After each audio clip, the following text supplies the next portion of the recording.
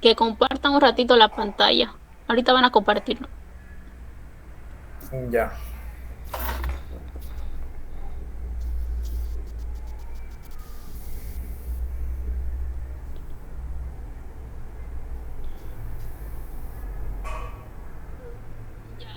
Ya, aquí tenemos el nodo de barra, este, de curva con dos capas de refuerzo. Aquí tenemos en la imagen, ilustra el uso de un nodo de barra, curva con dos capas de barra de refuerzo. En estos casos, el área total de refuerzo contribuye al esfuerzo de compresión en la cara de la zona nodal, de la que es la zona sombreada que está ahí. Siguiente, por favor. Acá tenemos la zona donde debe localizarse el centro de curvatura en un nodo de barra de curva en la esquina de un pórtico. Aquí tenemos de la figura que ilustra la región en el cual el centro de curvatura debe localizarse para una esquina típica del pórtico. Siguiente, por favor. Acá tenemos las fuerzas que actúan en un nodo de barra, de barra curva, donde hay una diferencia en la fuerza de los tensores. La figura muestra un nodo de barra curva en el cual la diferencia en la fuerza de amarre se desarrolla en la región de doblez en la zona nodal. El esfuerzo de comprensión radial que activa en el nodo varía y el esfuerzo de adherencia circunferencial se desarrolla a lo largo de la barra. Siguiente, por favor. Aquí tenemos el diseño sismo resistente usando el modelo puntual tensor. Las regiones de un sistema de resistencia ante fuerza sísmica asignado a las categorías de diseño sísmico. Diseñadas con el método de puntal tensor deben cumplir con la resistencia de los puntales y el detallado de los puntales. Siguiente, por favor. Aquí tenemos la tabla A de refuerzo transversal para puntales. Esta tabla, es para estíbulos cerrados de, de confinamiento rectilíneo. Estas son las tablas de mayor. Los puntales deben reforzarse con al menos 4 barras longitudinales localizadas en cada esquina del refuerzo transversal. Siguiente, por favor.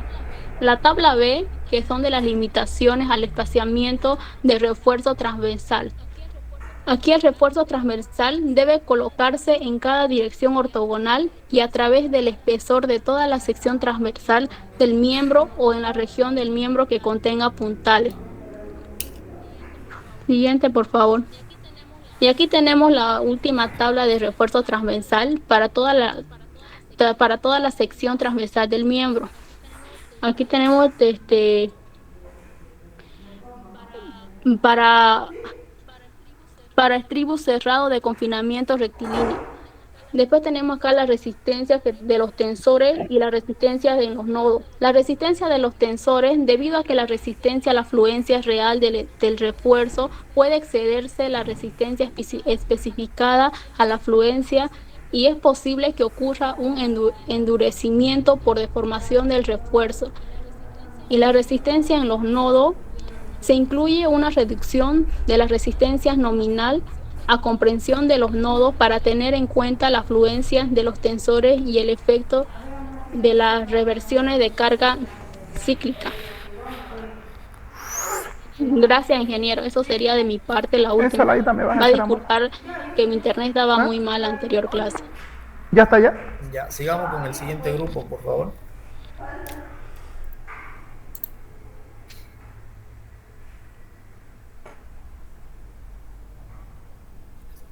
¿Quiénes son el siguiente grupo?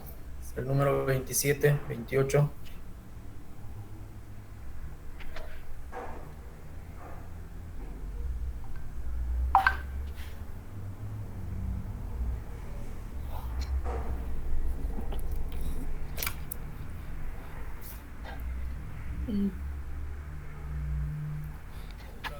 Otra vez el número 26.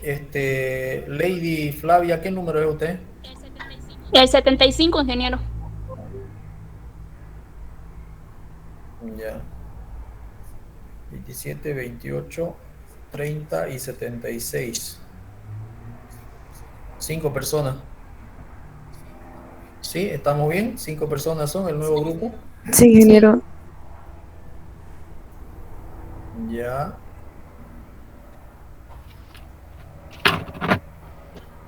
Buenos días, ingeniero. Buenos días, compañeros. Nuestro grupo le va a poner el tema 6 y 22. El tema 6 es en análisis estructural. Siguiente diapositiva.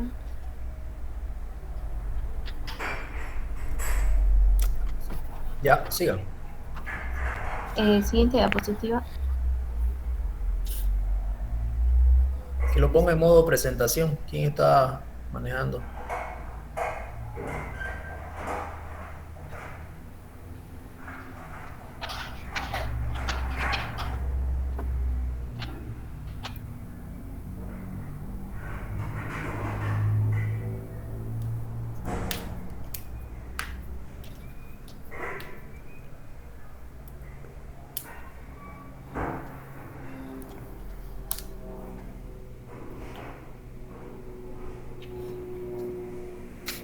Ya.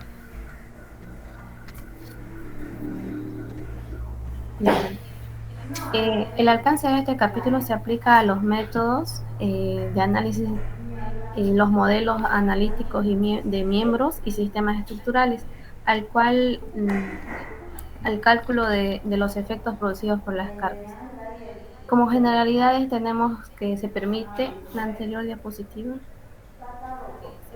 que se permite modelar los miembros y sistemas estructurales con la suposición, de acuerdo con las suposiciones para definir el modelo. Todos los miembros y sistemas estructurales deben analizarse para determinar los efectos máximos producidos por las cargas. Y métodos de análisis que comprenden son el método simplificado para vigas continuas y losas en una dirección con cargas gravitacionales, análisis elástico de primer orden, análisis lineal elástico de primer orden, análisis lineal elástico de segundo orden y análisis inelástico. Aparte también el análisis con elementos finitos.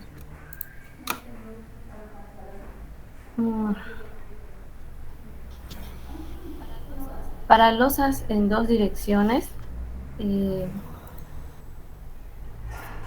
se permite el análisis de cargas gravitacionales de acuerdo con el método de diseño directo para losas no preesforzadas y el método de pórtico equivalente para losas no preesforzadas y preesforzadas. También tenemos lo que es el efecto de la esbeltez. Se permite ignorar los efectos de la esbeltez siempre que se cumpla las diferentes fórmulas que ahí se ven.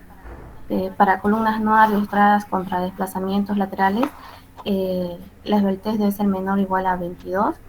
Para columnas ariostradas contra desplazamientos laterales, se tiene esas dos fórmulas en donde la esbeltez debe ser menor a 34 más 12 veces la relación de M1 sobre M2 y la esbeltez menor o igual a 40, donde esa relación M1 y M2 es negativo si el miembro está deformado en curvatura simple y es positivo si está en curvatura doble. Siguiente, por favor. Se puede calcular el radio de giro usando las siguientes suposiciones, en donde nos dice que el radio de giro va a ser igual a la raíz cuadrada de la inercia sobre el área. También 0.30 veces de la dimensión de la sección, en la dirección en la cual está considerada la estabilidad para columnas rectangulares y 0.25 veces el diámetro de columnas circulares. Ahí tenemos los ábacos de alineamiento de Jackson y Moreland, que son de gran ayuda para determinar el factor de longitud efectiva, donde phi es la relación entre el módulo elástico por inercia sobre la longitud. Siguiente.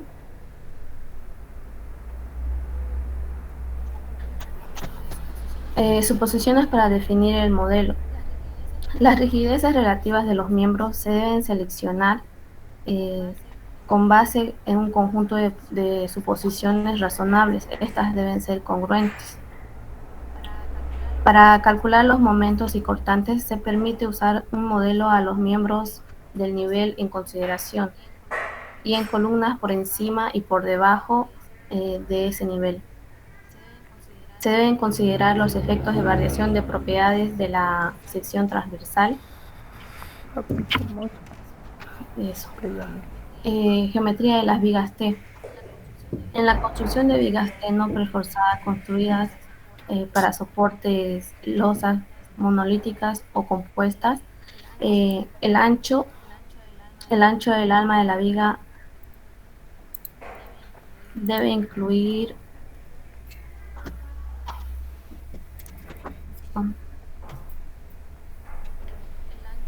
el ancho efectivo de la losa usada como ala, debe incluir el ancho del alma de la viga más un ancho sobresaliente efectivo del ala.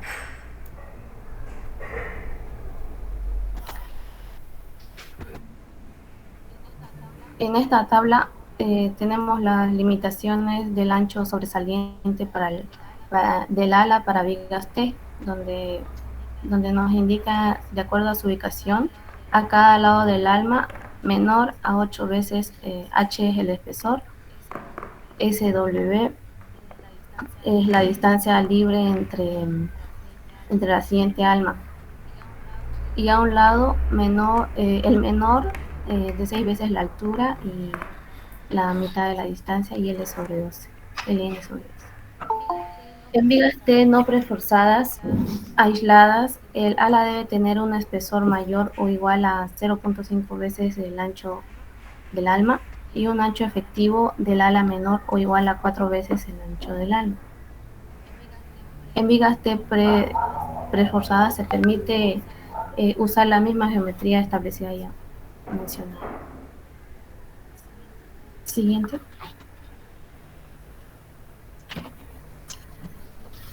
Disposiciones de la carga viva. En el diseño para cargas gravitacionales de pisos o techos se permite suponer que la carga viva se aplica únicamente al nivel bajo consideración. Para losas en una división y vigas se permite suponer el momento máximo positivo último cerca del centro de la luz, donde la luz ocurre con L mayor colocada en el vano y en vanos alternados. El momento máximo negativo en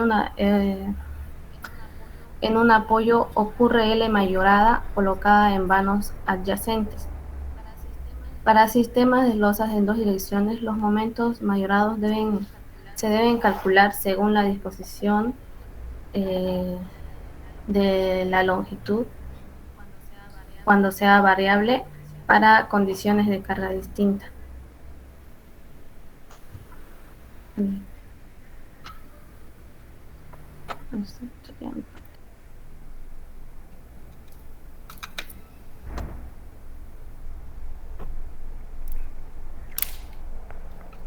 ¿Ya aquí más? Mamón y yo creo ingeniero. Ya.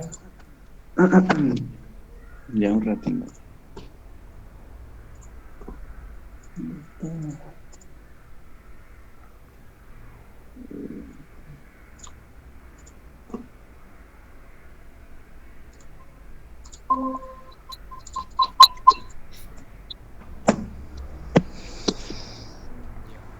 Ya.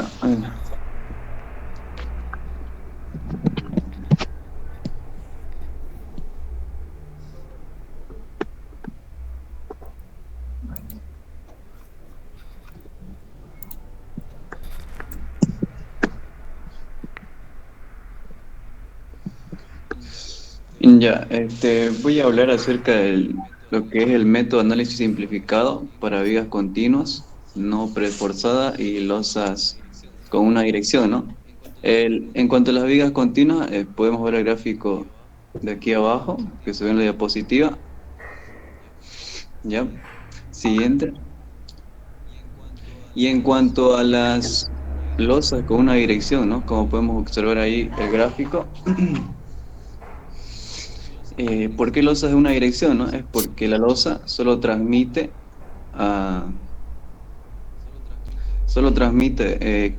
carga a las vigas que están de esta manera, ¿no? Como podemos observar aquí, esta flecha azul, la losa transmite carga a las dos vigas que la están, en este caso, que están de apoyo, ¿no? Lo mismo como se observa en el siguiente. Siguiente. Ya. Bueno, para este método puede usarse en lugar de un análisis más riguroso. Ya, es un método más sencillo que para hacer un análisis riguroso, ¿no? Se refiere, ¿no? Pero esto tiene que cumplir unas ciertas condiciones especificadas, ¿no? Como dije, ¿no? Como primer punto tendríamos, se permite calcular el momento último, la cortante última para cargas gravitacionales, ¿no? Pero cuando se cumplan, dice, ¿no? El primero dice cuando los miembros son prismáticos, ¿no? Quiere decir que la sección transversal se tiene que mantener constante. El 2, las cargas están uniformemente distribuidas. Ya, el punto 3 nos dice que la carga viva tiene que ser menor o igual a 3 veces la carga muerta, ¿no? La carga muerta en este caso vendría a ser la viga o las columnas, ¿no? O cuando haya dos o más vanos, ¿no? Los vanos son espacios entre apoyos, ¿no? Ya, o el espacio que se deja para poner la ¿Qué puerta. estás queriendo calcular? Estás explicando el tema del cálculo de la losa, No. una dirección, o el Sí. cálculo de viga, ¿no? Continua. Sí, sí. ¿Y por qué metes el peso de la columna? Hay que esperar entonces que regule, papi. No, es solo un hay que ejemplo esperar que de regule. cuáles son los pesos. Le va a comprar en vano. Hay que esperar que regule bien. ¿No? Los pesos muertos que tenés que considerar para tu análisis, ¿no? Claro.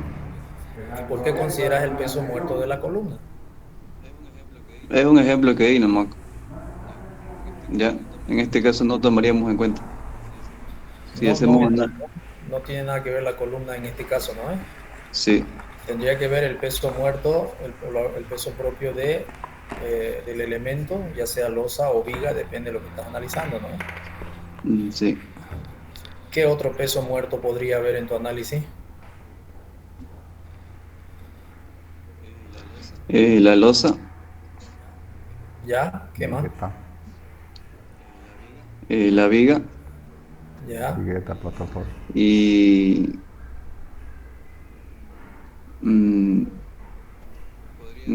podría ser, ¿no? Las barandas que se van a poner. Ya, pueden ser elementos de baranda. Muros también. Muro. ¿Cómo dice Mendoza?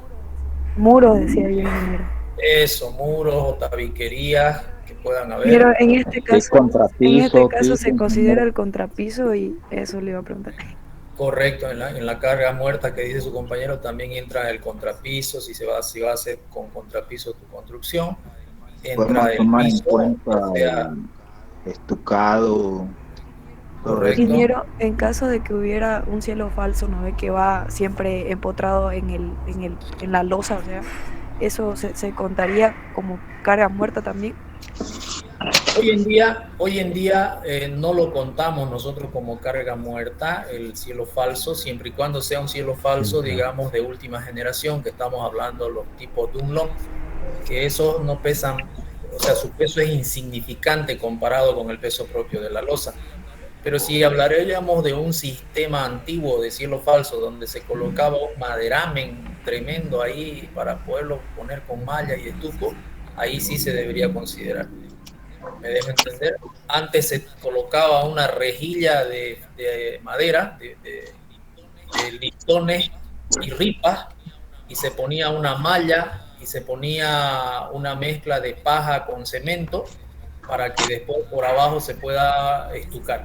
Ese cielo falso sí es pesado, eso ya no, normalmente no se hace, digamos, ¿no? Se coloca Dunlop ahora. Entonces, si se pone Dunlop o se pone de PVC, ya no se considera el cielo falso como peso. ¿Ya? Ahora, si se va a poner estuco, sí, se va a considerar como peso. ¿Qué otra cosa? Ya que estamos en esto, una pregunta, más que una pregunta, una duda. Ya. En este caso, digamos que se está viendo que hacen piscinas en departamentos en el último piso, en la última losa, ¿no? Ajá. Para el desagüe de eso, tienen su propia tubería de desagüe. Esa agua que desaloja, ¿se le consideraría en las losas de abajo o por la columna donde baja como carga muerta o carga viva? No, tendría, si es un elemento, digamos, de consideración, es decir, ¿qué sería para mí un elemento de consideración? Una piscina enorme donde vos le pones una tubería de 8 pulgadas de diámetro para que de manera eventual lo vayas a desaguar, y esa tubería tiene que estar soportada obviamente en alguna parte, ya sea de viga o losa. Esa situación sí tendrías que considerarla como carga viva. Pero si le vas a poner una tubería de 4 pulgadas, digamos, o 3 pulgadas, y es una piscina pequeña, que normalmente el agua no se vacía de las piscinas, se le hace tratamiento químico y puedes tenerla tu agua ahí 10, 20, 30 años. Si no tiene fugas y no necesitas reparar tu piscina, nunca la vas a vaciar. Simplemente se hace tratamiento químico cada 3 días, cada 6 días, dependiendo de tu dosificación del químico que le vas a echar y del volumen de agua que tenés.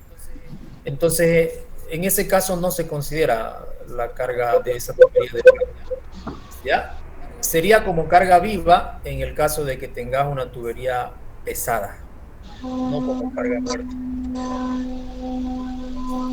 Esa tubería va a estar vacía todo el tiempo, solo se va a cargar con el agua cuando la vayas a utilizar, que va a ser por unos minutos o unas horas nada más. ¿Qué otro peso muerto? Lo que sí se consideraría como carga muerta es obviamente la piscina cargada, ¿no? Con agua. Eso sí, ese es otro caso donde probablemente vos tengas encima de esa losa que está analizando tu compañero, donde vas a hacer el cálculo de fierro para esa losa.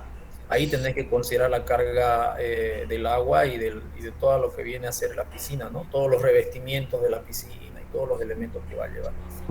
Ahí sí, eso sería carga muerta en ese caso. ¿Ok? Porque como en el caso de los ascensores, el agua en piscinas no se cambia, está ahí día y noche, 24 horas al día, 365 días del año. Eso es carga muerta. Pereira. le preguntaba el caso de los ascensores, ingeniero. El caso de los ascensores, hay que cargar los elementos donde se va a apoyar.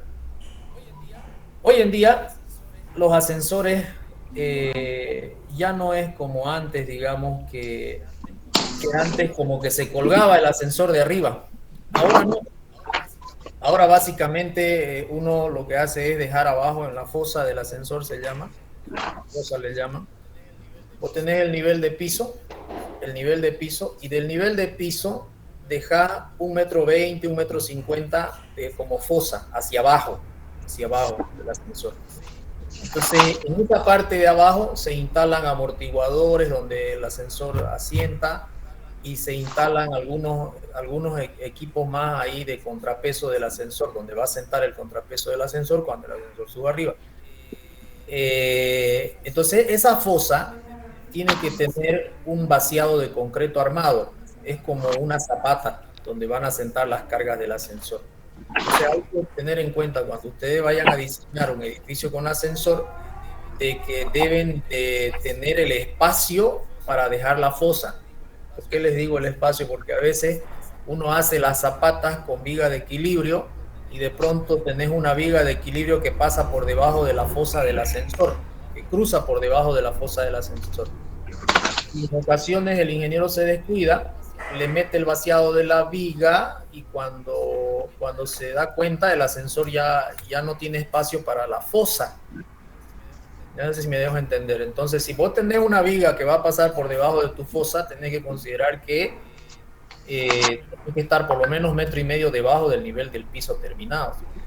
Eso es lo que te piden las recomendaciones de los ascensores. Dependiendo del ascensor. Si el ascensor es muy grande, te piden más altura de fosa. Los ascensores de 4 personas te van a pedir unos 80 centímetros a 1 metro de fosa. ¿Ya? Eso hay que tener cuidado. Por un lado. Y por otro lado, ellos arman una estructura metálica para el ascensor, donde el contrapeso está a un lado del ascensor, a un lado de la caja. Entonces, un ascensor para 8 personas, entre comillas, para 8 personas, vos necesitas dejarle un espacio, un cajón de 80 por 1,80 aproximadamente, de 1,80 por 1,80. Pero en realidad el ascensor no mide 1,80, mide 1,20, probablemente 1,20 por 1,50, digamos, más o menos. La cosa es que en un lateral se deja el espacio para que esté el contrapeso. Y ese contrapeso básicamente se soporta en la estructura metálica que te pone en el ascensor. Esa estructura metálica asienta en la fosa. Por lo tanto, tu fosa tiene que ser una losa de hormigón armado entre 30, 40, desde 20 centímetros de espesor hasta 40, 50 centímetros de espesor, dependiendo del peso del ascensor y su contrapeso, por supuesto. ¿Y eso de qué va a depender? Va a depender del tamaño del ascensor. ¿Ya? Entonces vos considerás que esa losa sea capaz de soportar el peso de todo el ascensor. ¿Y cómo calculás eso? ¿Cómo sabes? Definiendo el tamaño del ascensor. Vos decís arquitectónicamente, como técnico del proyecto, decís, mi ascensor va a ser de 8 personas, va a ser de 16 personas. Ya lo definí. Pedí las especificaciones del ascensor y en las especificaciones vas a encontrar el peso del ascensor. Y con ese peso calculás la losa de la fosa del ascensor. Ya, entonces cargas tu peso y te va a salir el diseño de una losa, el espesor que necesitas, y ese espesor hay que vaciar ahí abajo. No así en la estructura misma, en tu misma estructura de concreto armado, no necesitas una estructura que te soporte junto al ascensor.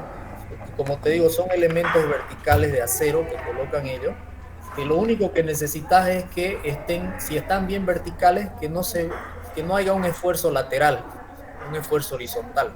Que si te lo ponen chueco, ahí vas a tener un esfuerzo y no va a trabajar tu ascensor tampoco. Lo ponen a plomada muy bien. Entonces tus cargas a tu estructura son insignificantes. Ya no se hacen cajones de hormigón armado para el ascensor. No, los cajones de hormigón armado alrededor del ascensor ya ahora tienen otra finalidad. Eso se hace cuando tu edificio es alto y estás queriendo analizar una estructura antisísmica. Ya esos cajones te sirven como pantallas de concreto armado para mejorar la estabilidad de todo tu edificio.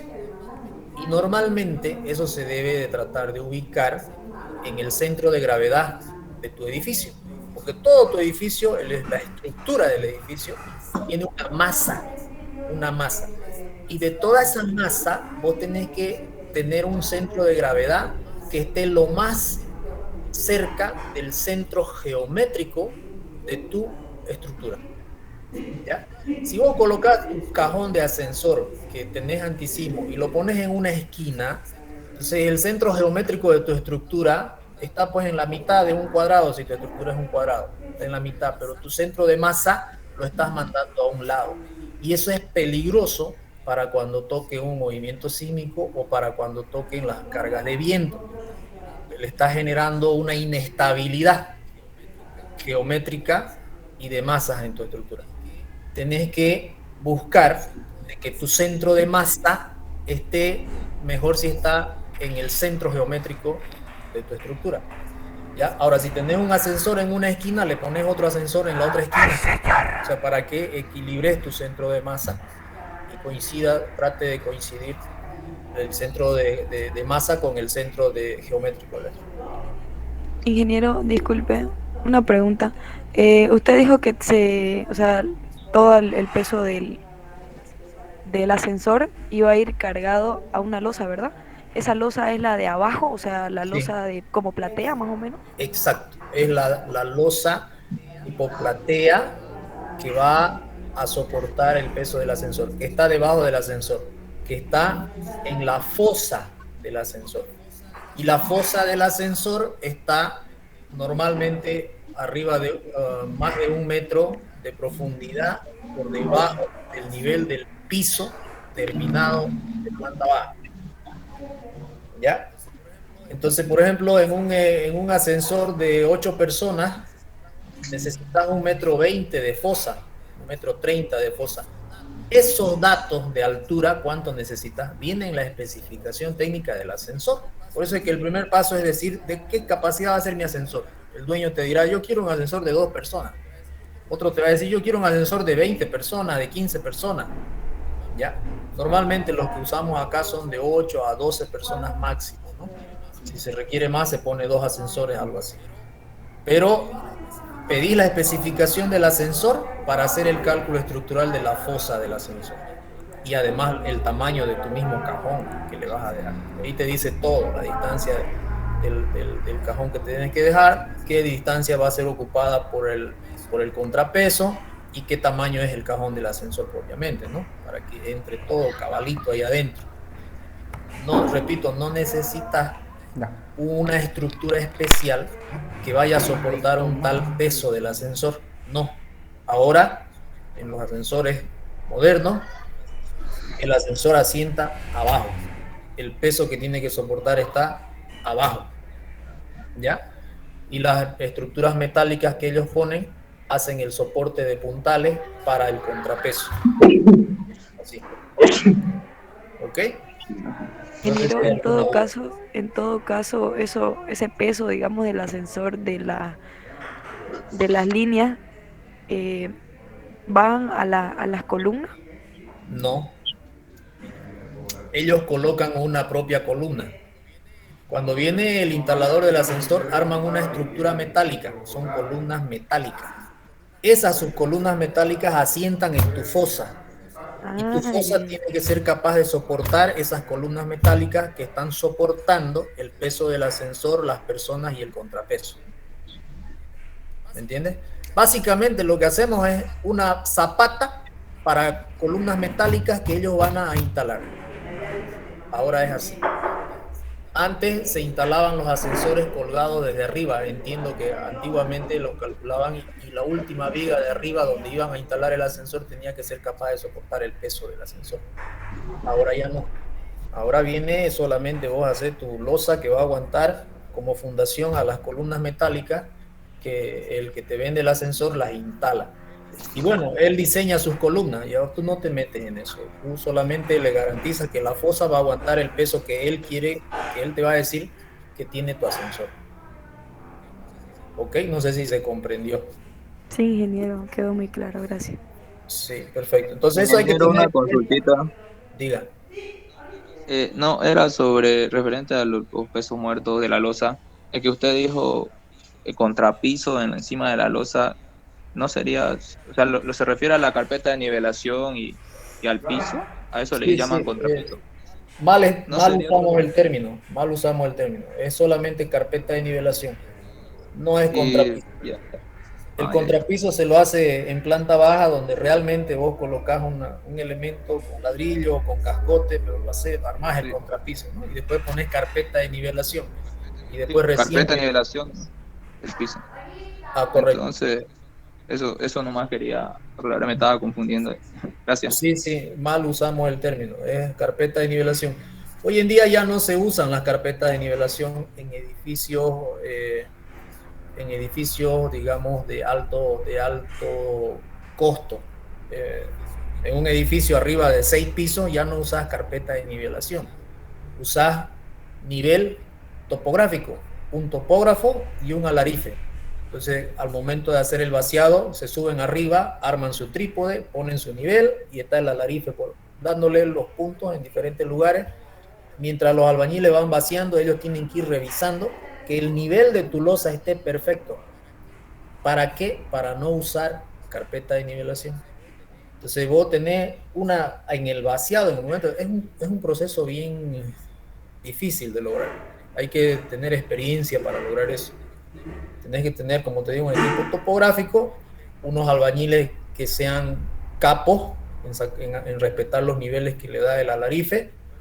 Y obviamente primero se marcan los niveles, se empieza el vaciado y después se sigue verificando en el proceso del vaciado. El alarife va, saca el punto y le dice, bájale un poquito, subirle un poquito, y el albañil tiene que estar con su frotacho, su regla, nivelando. Entonces ya tenés ya tus pendientes definidas, si es que le vas a dar pendiente a esa losa. Y si vas a hacer plana, bueno, plano. Ya, cosa de que terminás el proyecto, ya no haces carpeta de nivelación. Porque una carpeta de nivelación por piso en un edificio de unos 150 metros cuadrados te cuesta como $4,000, $5,000. Solo la carpeta de nivelación.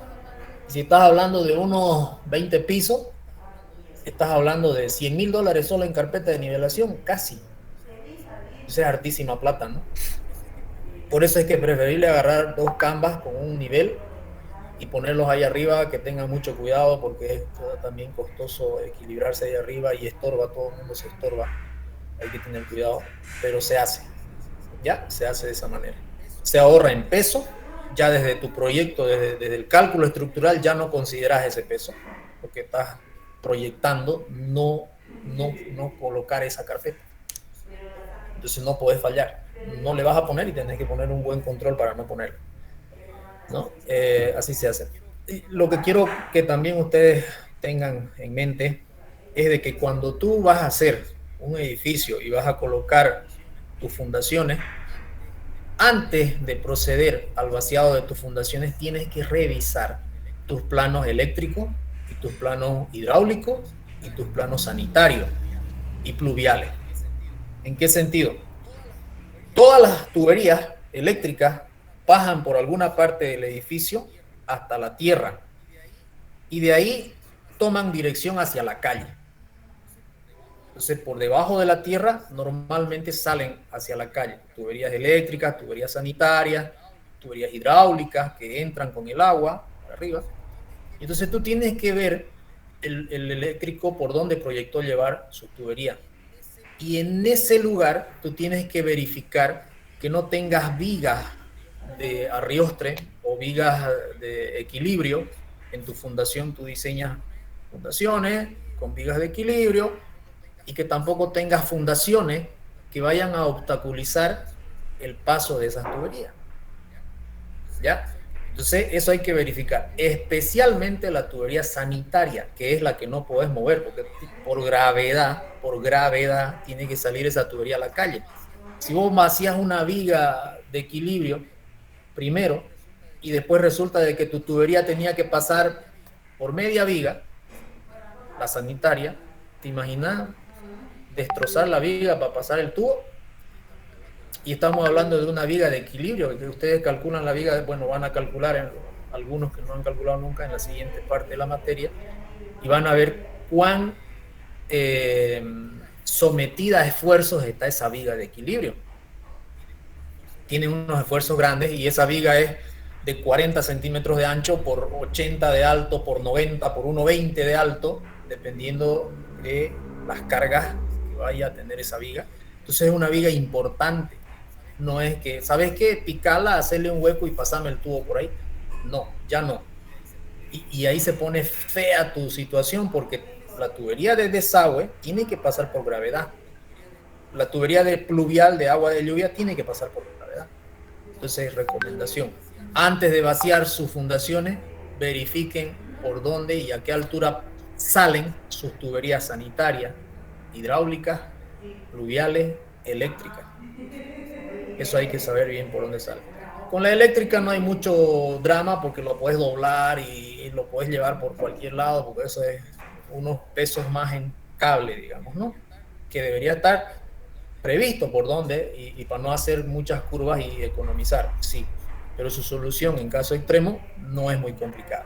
Lo complicado es la salida de las tuberías de pluviales, de lluvia, y las tuberías sanitarias de agua servida.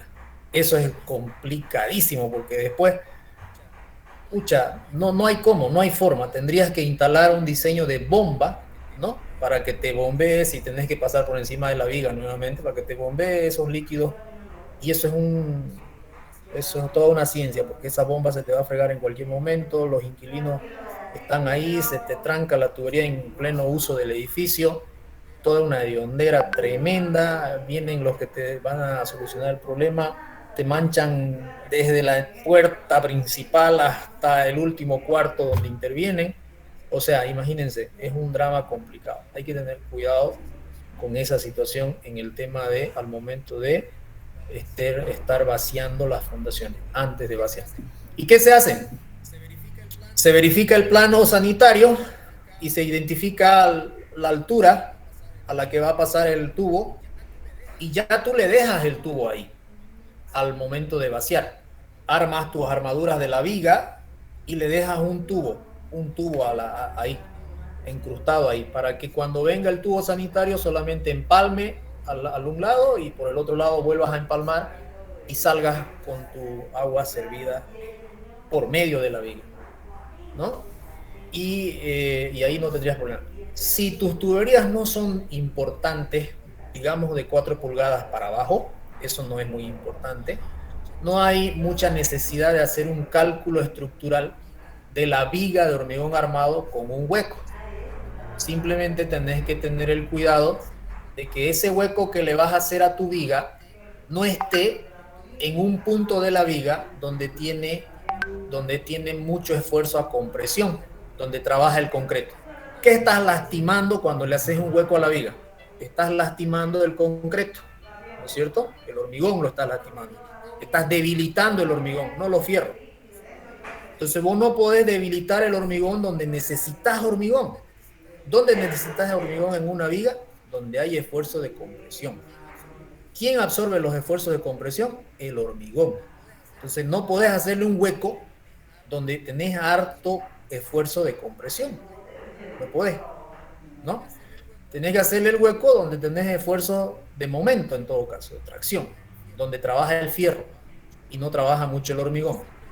Simplemente eso hay que tener cuidado. Al momento de hacerle un hueco a tu viga, si no es importante el hueco, ubicar el hueco en un lugar de la viga donde no trabaje el concreto. Ahí hacerle el hueco. En todas las vigas, no solamente en las vigas que se ven donde después lo ocultas con el cielo falso, porque también esas vigas hay que dejarle hueco, ¿no? Para pasar tubos y cables y toda la cosa. Pero las de fundación son vigas que tienen harta carga, ¿ya? Y ahí hay que tener cuidado, buscar dónde trabajan los fierros, ahí le vas a hacer el hueco al concreto. Track. Y listo. Ahora, si tu tubería es muy importante, 8 pulgadas, 6 pulgadas, entonces ahí ya sí tenés que diseñar la viga considerando ese hueco. Tienes que hacer el cálculo estructural considerando que vas a hacer una viga con hueco, ¿ya? Entonces ahí solamente verificas en tu diseño lo que te queda de concreto, si aguanta o no aguanta. Si no aguanta, tenés que aumentar la viga en volumen, pero sigue estando el hueco ahí. ¿Ok? No sé si tienen alguna pregunta. Pasamos a otro puntito sobre lo que estábamos analizando. Se han ido dando otros puntos, pero son importantes y hay que decirlo de una vez para que llegado el momento no se vean ustedes en figurillas, ¿no? Ya, sigamos.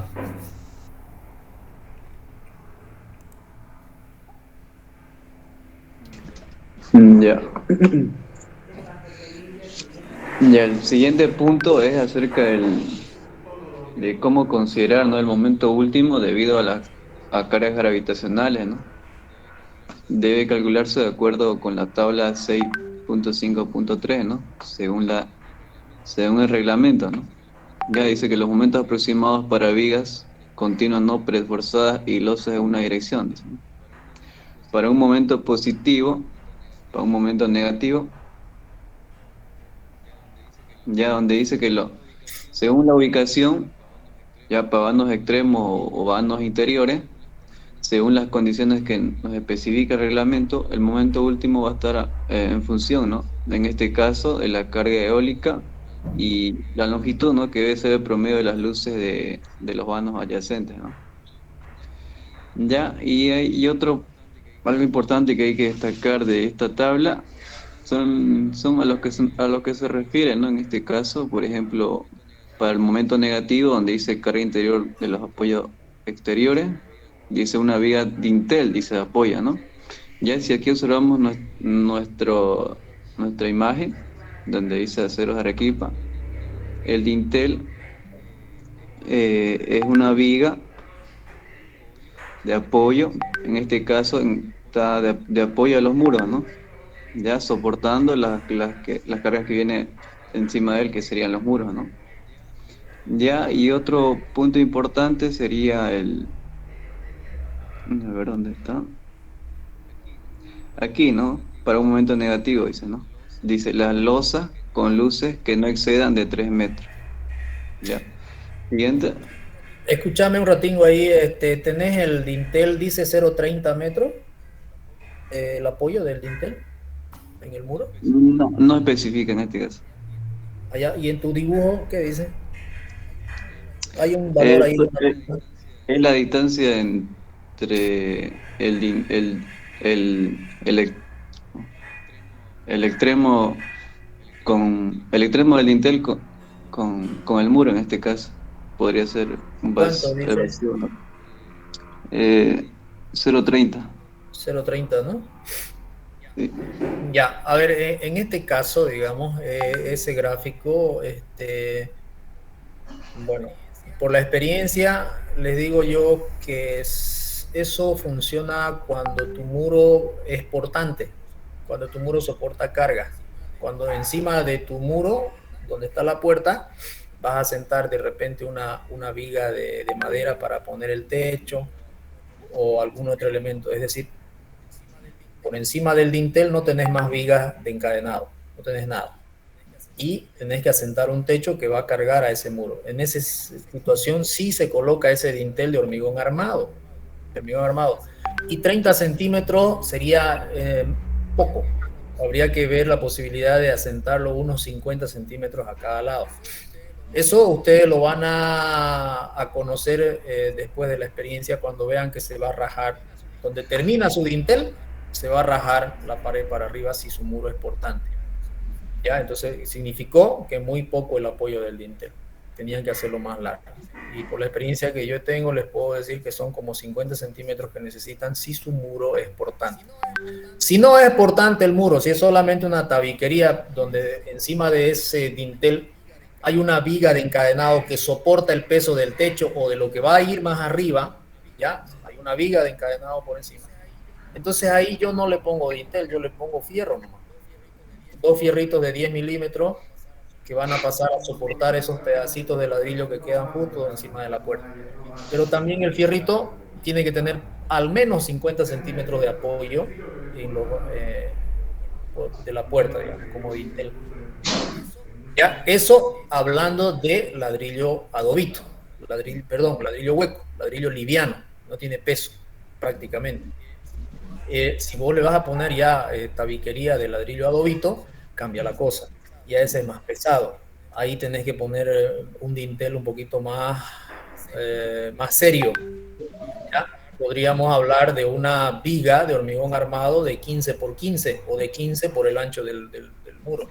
De 15 de alto por el ancho del muro y con una superficie, con una longitud de asentamiento de unos 50 centímetros también.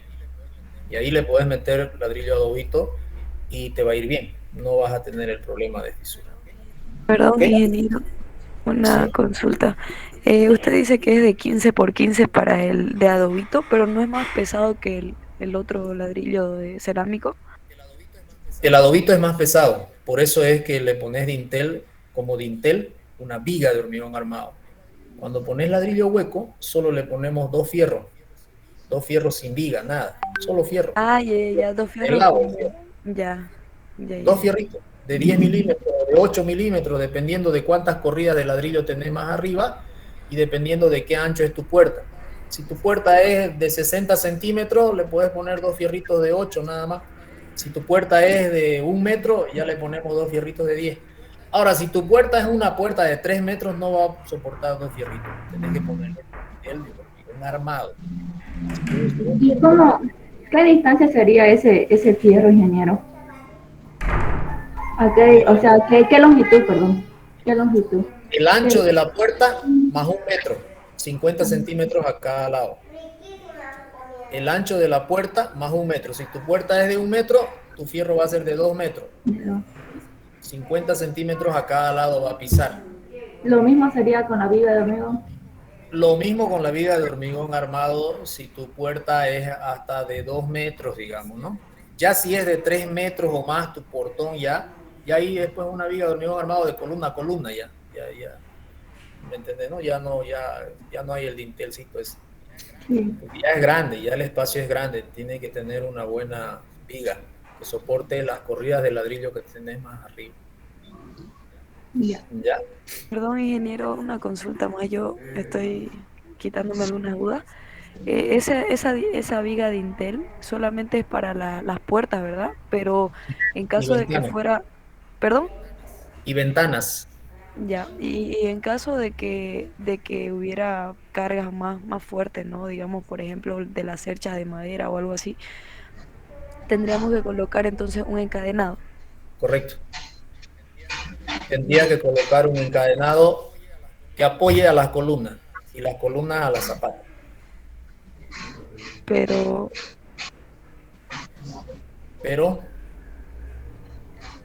en caso de que fuera simplemente una casita de una planta, digamos, eso es mi duda. Ya. A ver, si tú estás construyendo una casita de una planta y quieres hacerlo de ladrillo hueco, digamos, que es lo más económico, entonces ahí no necesitas vigas de encadenado. Pero en los muros donde van a sentar las vigas de madera para poner el techo, ¿no? En esos muros tienes que ponerle por lo menos 2 fierros de 12, ¿ya? Que van a ayudar a distribuir de una mejor manera las cargas puntuales que caen producto de la viga de madera. La viga de madera asienta de manera puntual en un ladrillo.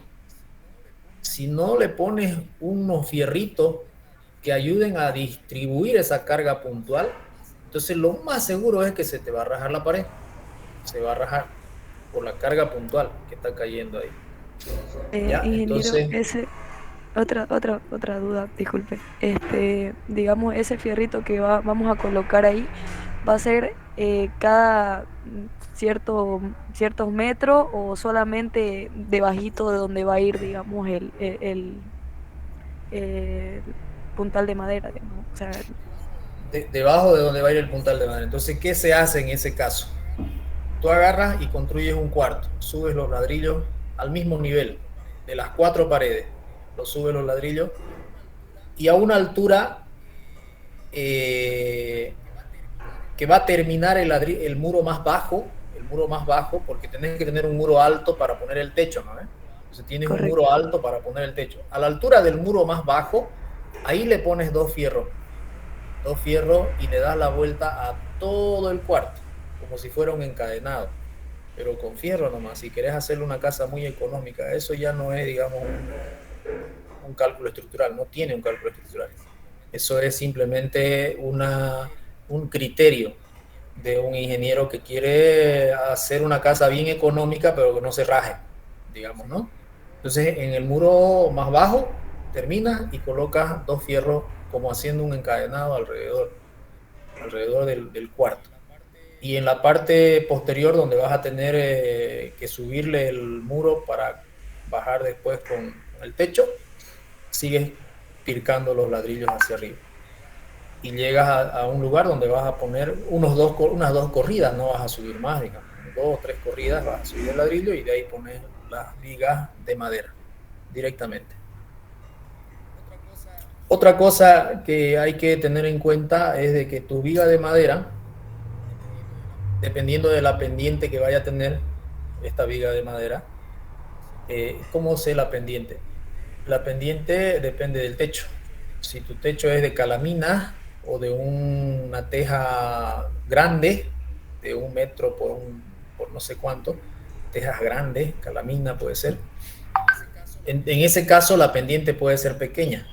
Pero si le estás poniendo teja colonial, donde las piecitas son chiquititas, hay más posibilidades de filtración de agua, necesitas pendiente grande para que el agua baje rápido y no se vaya a meter por en medio de las tejas. Entonces, cuando tu pendiente es un poco fuerte, ¿qué significa fuerte? Arriba del 30%. En tejas coloniales se coloca 30% de pendiente o más, 35, 40, 50% de pendiente. Cuando es calamina, puedes trabajar con 10%, 12, 15%. Entonces, cuando vos colocas una pendiente del 30% o más, esta madera, con el tiempo, si no está bien empotrada en el muro, se resbala por el muro y ya tenés problemas. Para evitar que ocurra eso, tú tienes que trabarla al momento de construir y le tienes que trabar con un fierro. Le puedes poner como poner un clavo, digamos, ¿no? En la parte de abajo le puedes poner una perforación a la viga y de abajo le metes un fierro de 8 milímetros o de 6 milímetros, incrustas en la madera hasta la mitad de la altura y dejas que baje unos 3 a 5 centímetros para que tranque el fierro ese con el muro. O sea, ya tranca y ya no va a poder resbalar. Ahí lo estás trancando. Cada una de las vigas se debe realizar ese procedimiento. Ya en otras situaciones también lo que hacen algunos albañiles es ponerle clavos a la viga.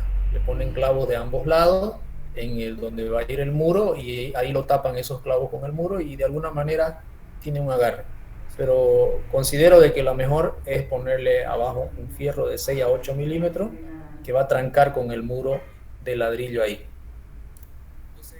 Entonces, esas cosas uno las va aprendiendo con la experiencia, no hay otra. En obra no hay un cálculo, una reglamentación sobre esos temas.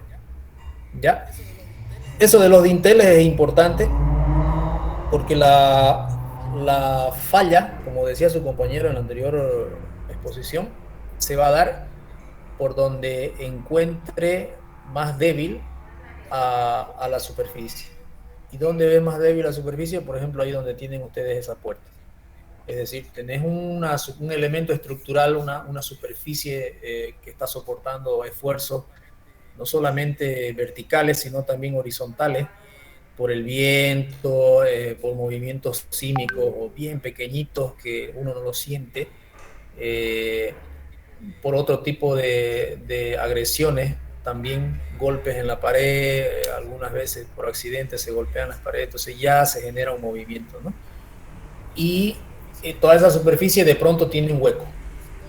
Entonces todas las tensiones que la superficie alta estaba soportando transmiten y de pronto se topan con un hueco y se van para arriba y se concentran, como que quieren pasar, digamos, de un lugar a otro, las tensiones, los esfuerzos, se concentran en un pedacito de muro y entonces es donde raja, entonces es donde rompe y se fisura, ¿no?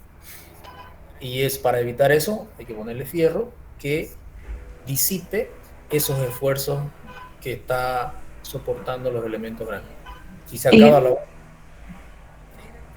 ¿Sí? Pero tengo otra duda. Yo una vez vi que un albañil estaba haciendo un cimiento de hormigón ciclópeo y después cuando empezó a colocar las corridas de ladrillo, él colocaba unos fierros pequeñitos, tal vez de 8 y los colocaba cada metro y volvía a hacer la corrida y otra vez volvía a colocar. Eso me generó una duda, pero supuse que era porque el hormigón ciclópeo pues se asienta, ¿no? Y no es como el de la viga T, digamos, en cimentación, ¿no? Ve que va todo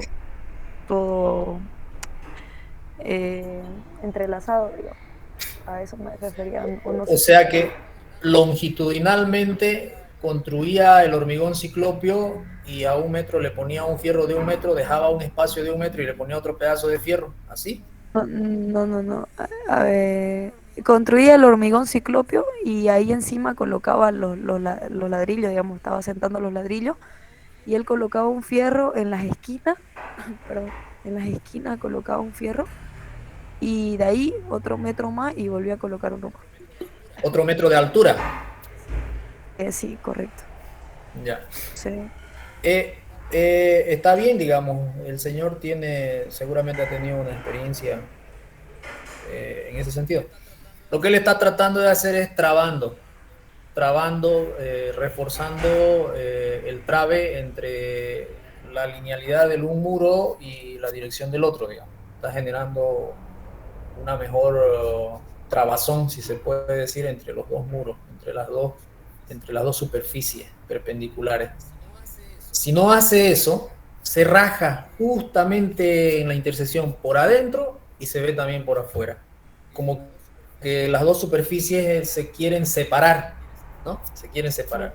Si no hay un buen trabe, un buen agarre, se van a separar.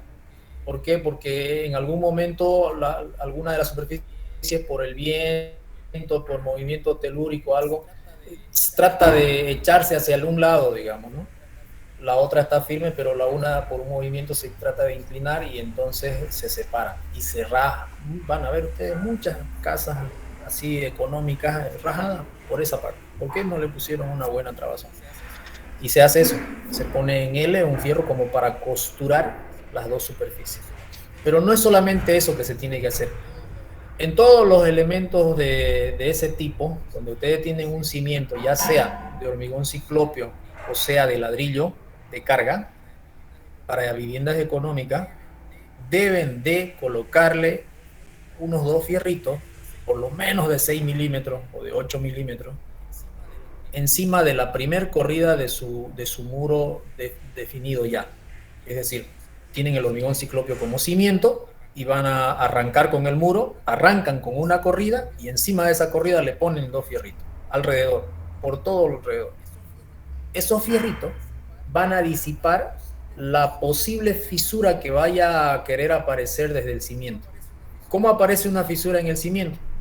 Cuando llueve y demás cosas, si tú no has compactado bien todo tu cimiento, o de pronto lo has compactado bien, pero con los años agarran unas hormigas o algún bicho que hace un hueco en un sector del cimiento por la carga, y el hueco está ahí, entonces el cimiento del muro va a ceder, va a intentar aplastarse, y en ese momento aparece la fisura. Pero si tú le has puesto los fierritos, va a fisurar hasta la primer corrida donde vos dejaste y hasta ahí va a llegar.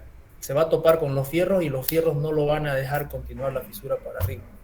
Si el esfuerzo no es muy grande, si son pequeños esfuercitos de ese tipo, que hasta las ranas pues se hacen sus casas así, le hacen hueco al suelo, ¿no? Una rana hizo su cueva ahí abajo y por el peso en una lluvia, tac, se rajó el muro. Siempre en las bardas, en las viviendas. Y en el caso de que, disculpe, en el caso de que, por ejemplo, se fuera a construir un edificio al lado de una casa, digamos que fue un caso en el que yo vi en una visita de obra, estaban haciendo una excavación y bueno, estaba el terreno, bueno, estaba el cimiento de ladrillo de carga, así como usted dice, y ellos excavaban y eso que iba a haber subterráneo porque iba a haber garaje por debajo, ¿no? Entonces, no sé, eso igual supongo, ¿no? No, eso es peligroso, ¿no? Si vos vas a hacer un edificio al lado de una construcción que ya existe y es antigua, hay que tener mucho cuidado.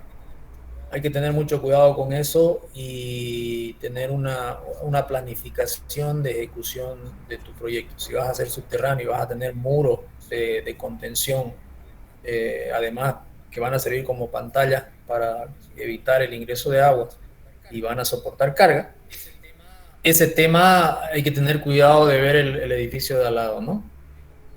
En algunas situaciones se van a topar ustedes de que el edificio del vecino hizo su zapata dentro del lote en el que tú vas a intervenir. Y ahí se genera un problema, se puede generar un problema porque tenés que mover tu columna o llegar a un acuerdo con el vecino, alguna solución. Él no puede invadir tu terreno.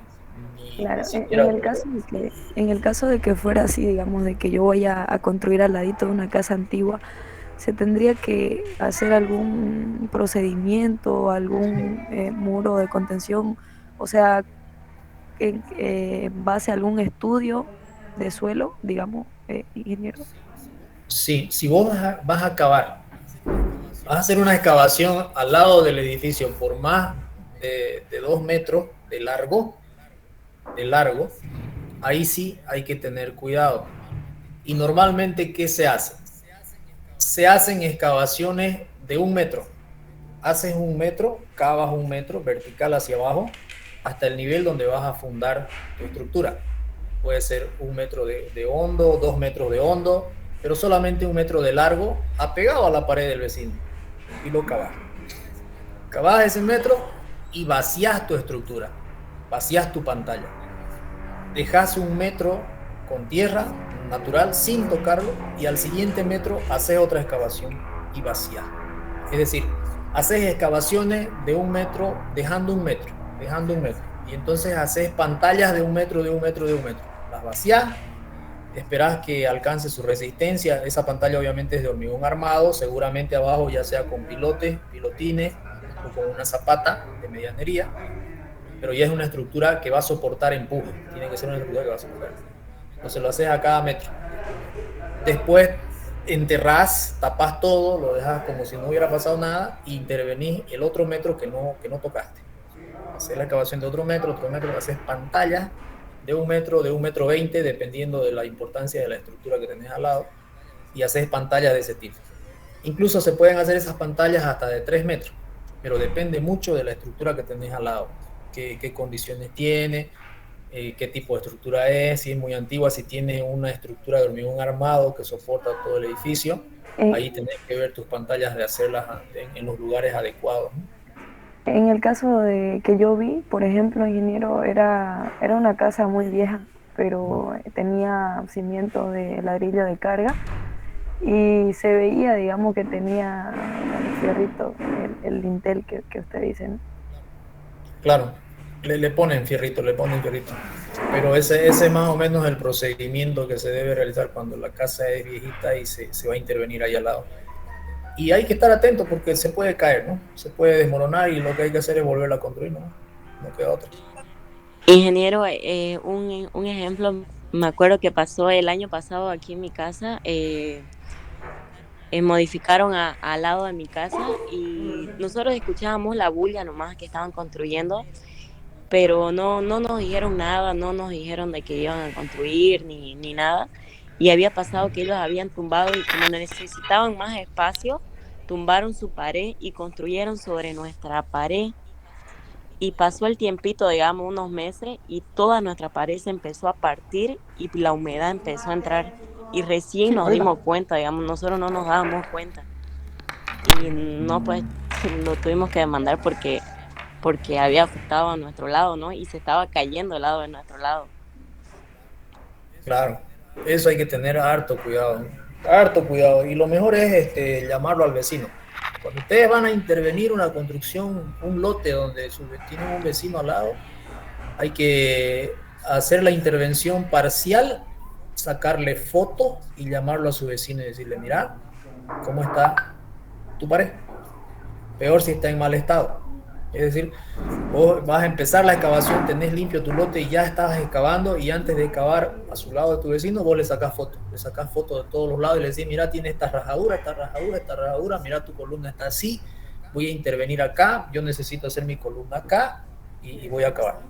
Empezás a acabar y te pillás con que él invadió subterráneamente con su zapata y lo llamás y le decís, mira, tu zapata está dentro de mi lote, la voy a picar, la voy a destrozar porque está dentro de mi lote. Sí, una alternativa. Eso pasó como nosotros recién habíamos remodelado y todo, y no, pues nuestra pared no tenía ni una sola rajadura ni nada, a la hora de la hora empezamos, cuando nos dimos cuenta, no, pues no habían como nos digan no ni nada, estaba sobre nuestra pared construida lo de ellos, cosa que creo que también no se puede, digamos, y no deberían. No se puede, eso es ilegal, digamos, ¿no? Es a meter juicio y no solamente te hacen hacer de nuevo todo, sino que te hacen pagar daños y perjuicios, ¿no?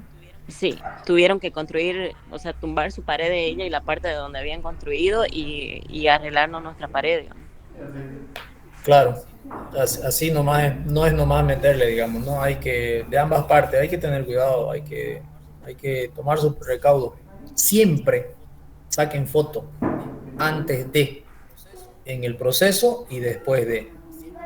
Ya siempre saquen foto en todos los acontecimientos. Ahora es fácil, digamos. Bien, vamos a continuar. Continuemos con el que estaba exponiendo, por favor.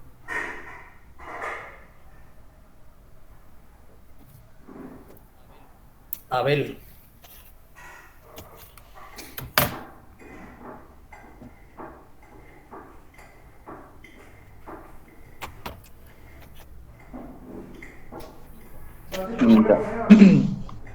Vamos a seguir entonces. Y el otro punto importante es acerca del análisis lineal elástico de primer orden, ¿ya? Ahí, como podemos ver en la diapositiva, como punto 1 para poder entrar a lo que es el análisis lineal elástico de primer orden, dice que los efectos de la me va a mandar a mí a robar, a matar ahí a la brecha. De acuerdo a lo que dice el reglamento, ¿no? En el punto 6.64, ¿no? A menos dice, ¿no? Que el punto 6.2.5.1 permite ignorarlos, ¿no? Ya la parte que ya explicamos acerca del punto 6.64, si querés ¿no? Chuleta, si querés costillita. Ya, pero antes se achica, pues no ves, se achica el chancho. De este punto, antes de entrar a esto, ¿no?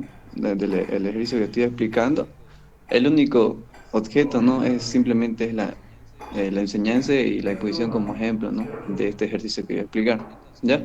Entonces, efectos de la esbeltez, método de magnificación de momento, ¿ya? Este es un ejemplo acerca del método de magnificación de momento cuando las estructuras están con desplazamientos laterales, ¿no? Ya, según norma, ¿no? ¿Ya? El ejemplo dice lo siguiente, ¿no? Para la columna C2, dice, ¿no? De la planta superior, determinar la relación de esbeltez y el momento amplificado, si es que fuera necesario, dice, ¿no? Considerar el análisis en el sentido vertical, ya en el sentido vertical, en este caso de la letra C que vemos en el gráfico, en la figura, ¿no? Considerar el análisis en el sentido vertical del plano en planta, ¿no? Y que la estructura tiene desplazamiento lateral permitido, ¿ya? Aquí, como podemos ver, vamos a encontrar, ¿no? El momento amplificado y la relación de esbeltez, ¿no? ¿Ya?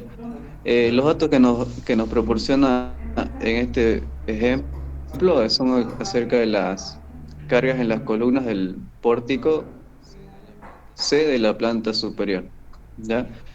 Carga de la columna 1, columna 2 y columna 3, ¿no? ¿Ya? P sería la carga, P sub NS sería la carga última, pero ¿a qué se refiere con NS, no? Se refiere a que no generan desplazamiento lateral. Ya lo mismo, el momento último se refiere, son momentos que no generan desplazamiento lateral, ¿no? Y en el caso del momento último S, ya es un momento que genera desplazamiento lateral, ¿ya? Entonces, para poder nosotros analizar, ¿no? Como dice aquí el análisis lineal elástico de primer orden, se toma en cuenta lo que vendría a ser la carga axial, que es la P sub U, y la carga y el momento, ¿ya? ¿Qué más tenemos? Tenemos las secciones de las vigas exteriores, las secciones de las vigas interiores y las columnas, ¿no? Y en este caso nos da, ¿no? Como factor de la resistencia de compresión del hormigón, ¿no? Ya 260 kilogramos por centímetros cuadrados, ¿ya? Y luego nos da lo que vendría a ser la B sub D, ¿no? Que es nomás que el momento producido por toda la carga muerta entre entre el momento total, ¿no? Ya, el siguiente. Ya, en esta parte de aquí, el primer paso que se realizó fue hallar las características de las secciones, ¿no? Es decir, acerca de la geometría de las columnas, ¿no? Inercias de las vigas en este caso. ¿Ya? Inercia respecto al eje baricéntrico, ¿no? ¿Ya? Que va a ser base por altura dividido entre 12. ¿Ya? Y lo mismo, ¿no? Para la viga, que sería base por altura del cubo sobre 12. ¿Ya? Estas son inercias de las vigas, ¿no? Y ahora las inercias de las columnas, en este caso solo es un dato nomás, ¿no? Ya en este caso hemos hecho para las vigas interiores y para las vigas exteriores. ¿Ya? Y las inercias de las columnas, lo mismo, ¿no? Base por T, ¿no? Que vendría a ser como la altura, ¿no? De la columna, ¿no? Bueno, no. Es la sección transversal, ¿no? De la columna. ¿Ya? Bueno, una vez obtenido todo acerca de las inercias de las vigas y las columnas, procedemos a calcular el radio de giro de las columnas, ¿no? Ya estos parámetros se lo está yendo con el objeto de poder reemplazar, ¿no? En las fórmulas que nos da el reglamento, ¿no? Para poder hallar las del test ¿ya? Entonces, el radio de giro de las columnas va a ser la inercia de respecto al centro de gravedad sobre el área, ¿no? ¿Ya? Me sale 8.600... 8,660 centímetros. ¿Ya? Ahora, procedemos a calcular lo que vendría a ser pi, ¿no? Esto es para poder usar lo que vendría a ser el ábaco, que la compañera explicó, ¿no? Que tiene el nombre de... Para poder hallar, ¿no? El factor de longitud efectiva, en este caso. ¿Ya? Entonces, analizamos la columna 2, ¿ya? Todas estas las fórmulas que les estoy mostrando en pantalla son dadas por las normas, ¿no? ACI, ¿ya? Para poder proceder a hacer para poder hallar las VLTs, ¿no? Ya en la columna C2, entonces. Ya nos ubicamos en la columna C2, ¿ya? Ahí podemos ver que hay que hallar en cada nudo, ¿no? Pi B y pi sub A, ¿ya? Donde el valor de phi es igual, ¿no? A 0,70 por la sumatoria del módulo elástico del hormigón por la inercia sobre la longitud de cada columna, ¿ya? Son los nodos que le está llegando en este caso a un punto, no a un nodo en este caso, ¿ya? Lo dividimos entre 0,35 por la sumatoria, ¿ya? De todas el módulo la sumatoria de los módulos elásticos del hormigón por la inercia dividido entre la longitud, ¿no? De cada viga en este caso, ¿ya? Entonces, si observamos aquí, estamos analizando para la columna 2 donde dice pi de A, dice, ¿no? Entonces hallamos que en este caso son columnas, ¿no? ¿Cuántas columnas están sobre el punto pi de A? Son dos, ¿no? Que vendría a ser la columna que está de azul y la columna que está de morado, ¿no? ¿Ya? Entonces, las inercias ya hemos hallado, las longitudes son conocidas también, ¿no? Aquí al lado lo tenemos, 3 metros y 3,5 metros, ¿no? Ya. Y lo mismo, ¿no? En la parte superior, en el denominador, tenemos la sumatoria de las columnas que le llega al punto de phi de A, ¿no? En este caso son 2. Ya ahí está entonces. En la parte superior son las columnas, en la parte inferior son las vigas. Sí, la parte inferior son las vigas, ¿ya? Y reemplazamos, ¿no? Los datos que conocemos, las longitudes, ¿no? Que tiene cada viga que le llega a ese nudo, ¿ya? Y el phi de A me sale que es igual a 1,29, ¿ya? Y luego vamos al phi de B, ¿no? Necesitamos dos datos para poder hallar el ábaco, ¿no? Que vendría a ser el ábaco Entonces hacer lo mismo para cada columna, para el nodo 1, para el nodo 2 y para el nodo 3, digamos, ¿no? Sí, para hallar la longitud efectiva, ¿no? Ajá. Ya lo mismo, entonces. El phi de B, por ejemplo, ahí en el punto B, como observamos, solo nos llega una columna, entonces hay una sumatoria, ¿no? Ya, y en el... Y abajo, ¿no? Que es la sumatoria de las vigas, ¿no? En este caso nos llegan 3. Ya de esa manera vamos hallando. Y el phi de A me sale que es 1,29, ¿no? Y el phi de B me sale que es igual a 0,70. ¿Ya? Si le damos siguiente. Ah, no. Volvé atrás, no. Vuelve atrás. Vuelve atrás. Ya siguiente. Ya lo mismo, ¿no? Lo mismo para la columna 1 y para la columna 3, ¿no? Como les acabo de explicar. El mismo procedimiento para hallar los valores de phi de A y phi de B, ¿no? Para poder hallar el factor de longitud efectiva. ¿Ya? Sigamos, siguiente. Ya, ahí entonces. Ese es el objetivo, entonces hallar los phi de A y los phi de B para cada columna, ¿no? Columna 1, columna 2 y columna 3. ¿Ya? Entonces, en este caso estamos en estructuras no arriostradas, ¿no? Contra desplazamiento lateral. Ya lo podemos ver en la parte izquierda, ¿no? Extrema. Ya son estructuras no arriostradas contra desplazamiento lateral. ¿Ya? En este caso, esa es la que vamos a utilizar, ¿no? Porque hay otro que es que son para estructuras arriostradas, ¿no? Ya. Entonces, para poder hallar lo que vendría a ser el factor de longitud efectiva acá, ¿no? Hallamos el phi de A, en este caso, ubicamos aquí donde dice phi de A, el 1,29. Ya ahí está, es la del medio por si acaso, ¿no? Y luego nos vamos al phi de B, y lo mismo, encontramos el valor de 0,70, unimos con una línea los dos valores de phi de A y phi de B, y obtenemos lo que vendría a ser el factor de longitud efectiva, ¿no? Y obviamente esto vamos acotando, ¿no? En este caso me salió 1,30, ¿no? Y lo mismo para la columna 1 y para la columna 3. Ya en este caso estamos usando el mismo ábaco, ¿no? Ya para la columna 1 buscamos el phi A de 1,82 y el phi de B de 0,98. Y en la columna 3 usamos el phi de A de 1,85 y el phi de B de 1, ¿no? Y hallamos lo que vendría a ser la longitud efectiva de la columna 1 y la columna 3. ¿Ya? Le damos siguiente. Ya. Ahora lo que aquí interesa es encontrar LU, ¿no? Lo que vendría a ser la distancia entre apoyos, bueno, entre vigas en realidad de la columna, ¿no? La longitud de la columna, ¿ya? Que va a ser L, la longitud total en este caso, menos la altura de la viga. Ya ahí podemos observar LU, estamos ahí entre la línea verde, LU sería eso, ¿no? Y me sale que es 2,60 metros. ¿Ya?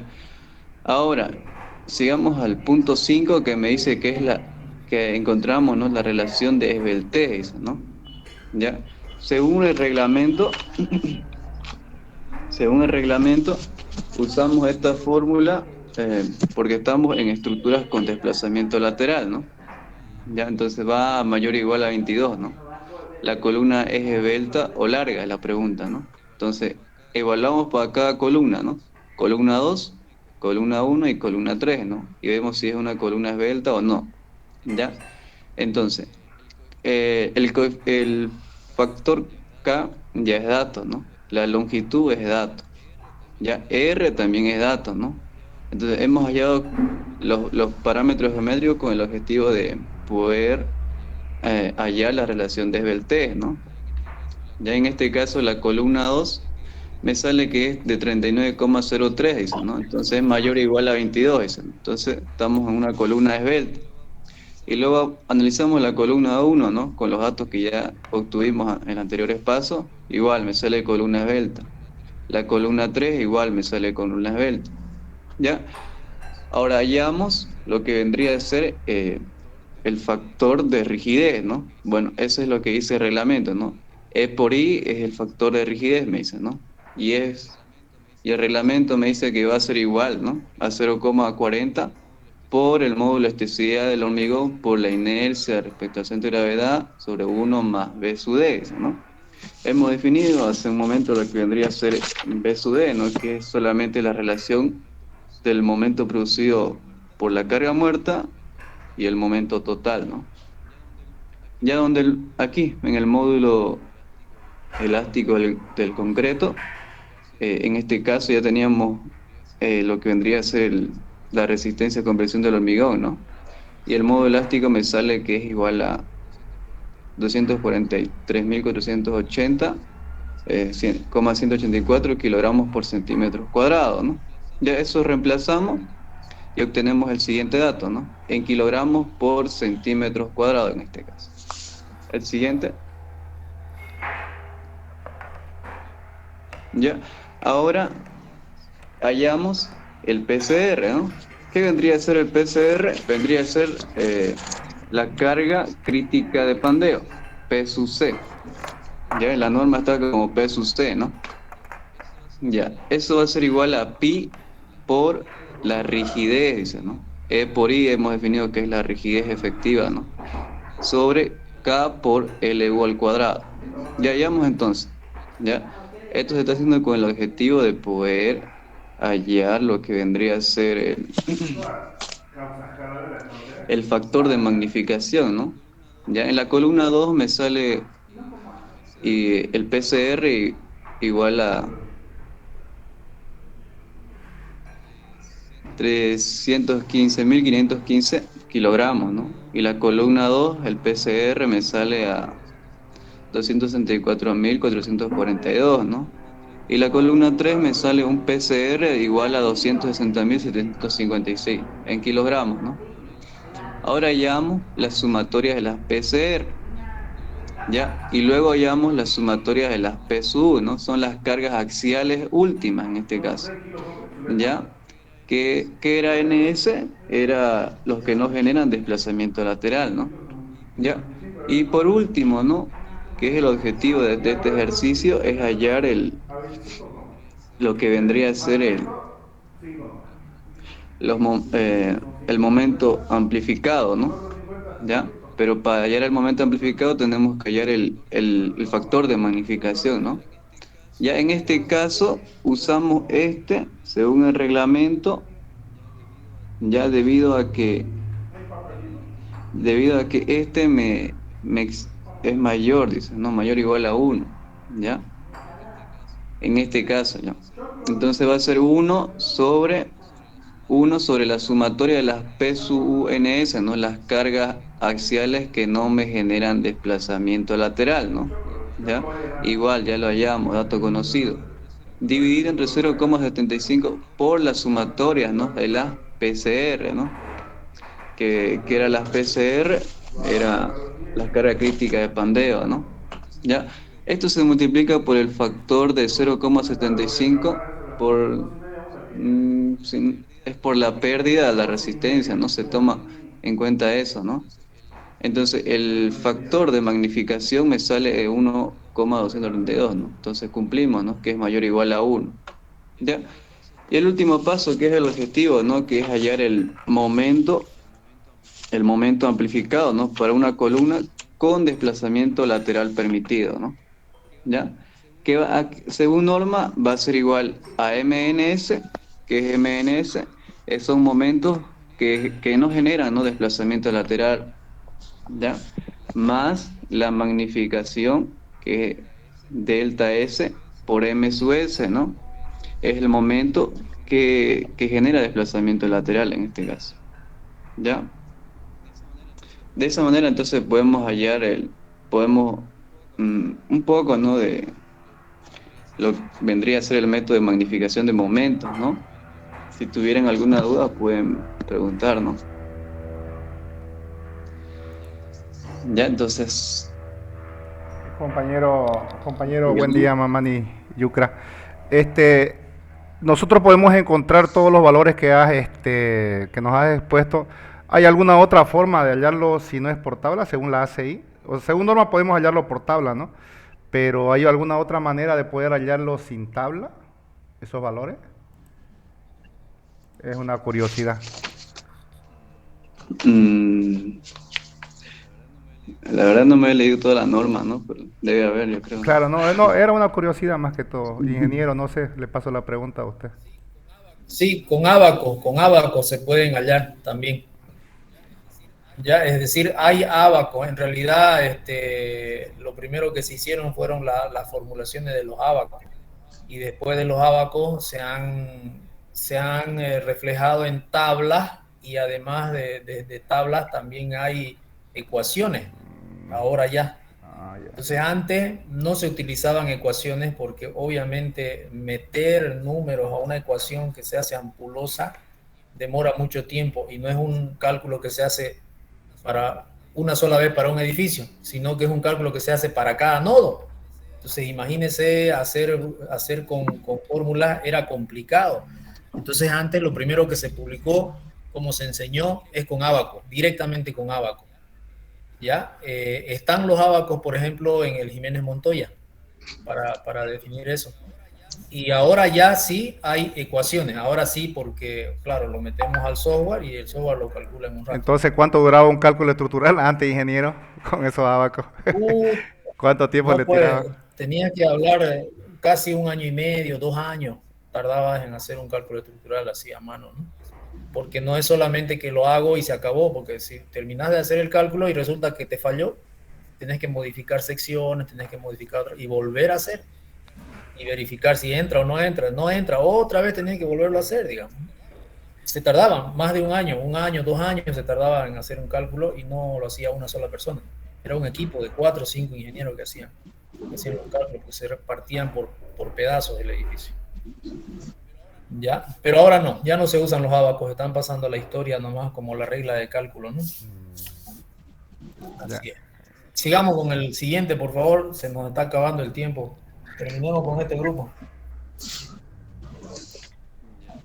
Ya. Voy a seguir entonces.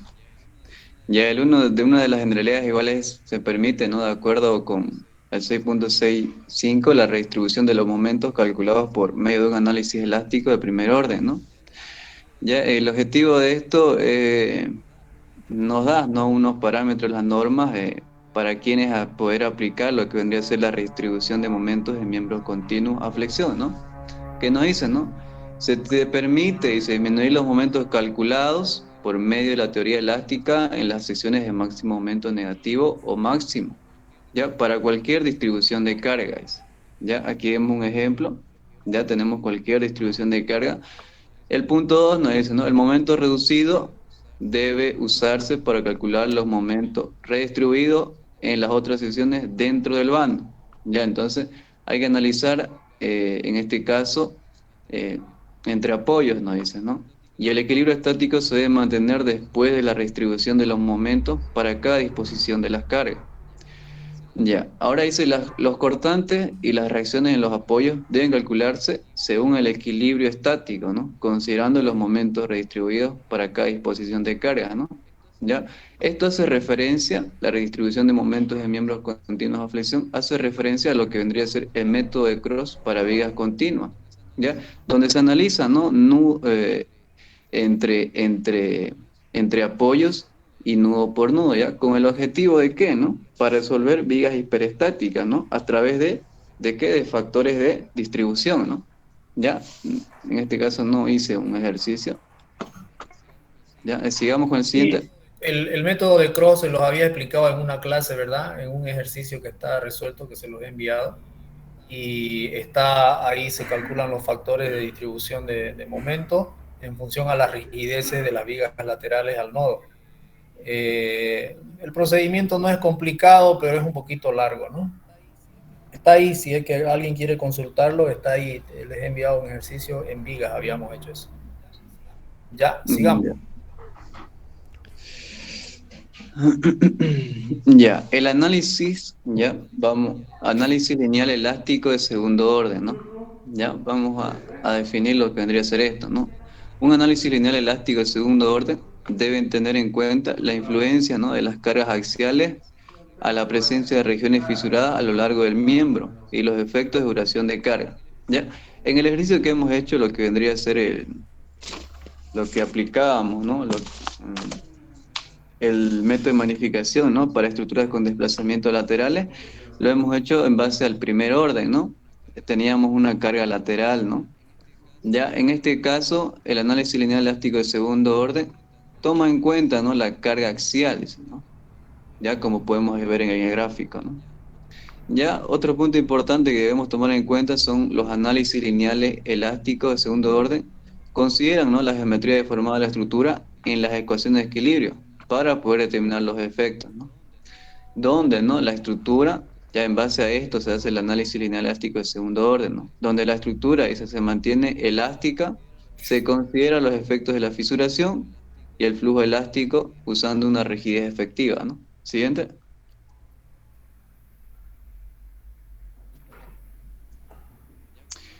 Ya como último punto es el análisis inelástico, ¿no? ¿Ya?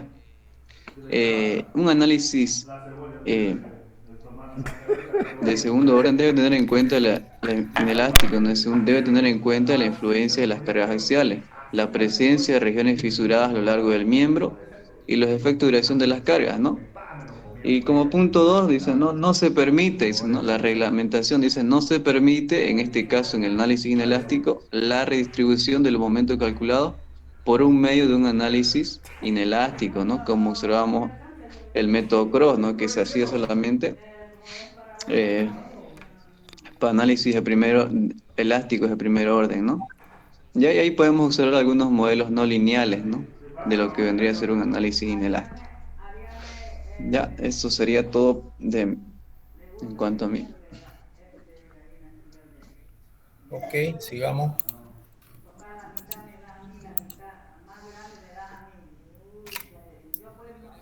Melgarejo. Ya, yo voy a seguir. Estoy activando mi cámara. Michelle es usted, ¿no? Sí.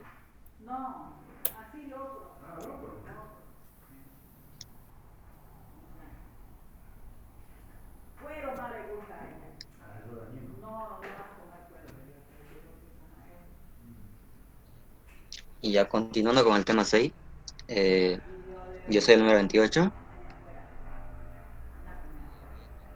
Voy a explicar el punto 6.9 que nos dice, que nos habla de la aceptación del análisis utilizando el elemento finito. El método de los elementos finitos, para verlo así, nos dice que es un procedimiento numérico que es pensado para su uso en software informático, ¿no?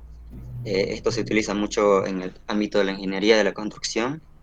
Es muy utilizado para cálculo de resistencia a los materiales y de estructura. ¿Cómo funcionan los elementos finitos? Lo que trata los elementos finitos es de dividir un problema complejo, dividirlo en partes pequeñas, resolverlos y así analizar y poder encontrar una solución global a lo que es la estructura. Los puntos que están aquí nos dice que bueno, se permite utilizar un análisis con elementos finitos para determinar efectos de carga. Este punto, bueno, la utilización de los elementos finitos recién se lo incluyó en el reglamento en el 2014, ¿no? Ya, como siguiente punto, el modelo de elementos finitos debe ser apropiado para el propósito que se utiliza. El profesional que esté facultado para diseñar este debe asegurarse de que se utilice con un procedimiento de análisis apropiado en el problema a querer resolverse. También para el análisis inelástico se debe realizar un análisis independiente para cada combinación de cargas mayoradas. También nos dice que el profesional debe estar facultado para diseñar, debe confirmar que los resultados sean los apropiados, ¿no? O sea que debe tener un amplio conocimiento de lo que es el diseño. Y también nos dice que las dimensiones que se calculen en los elementos finitos no deben variar más de un 10% de los mismos en los documentos de construcción. Y no se permite la restricción de momentos, lo que decía el compañero.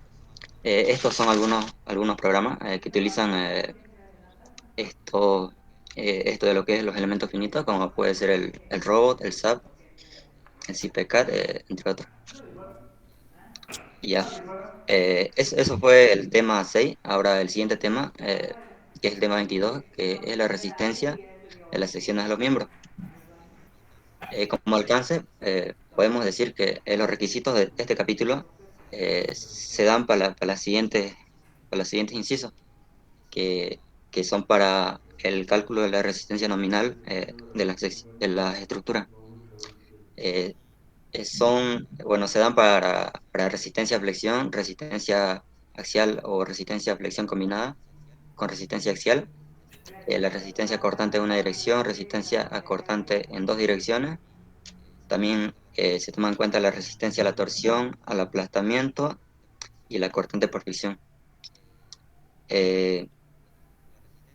La resistencia de diseño de la sección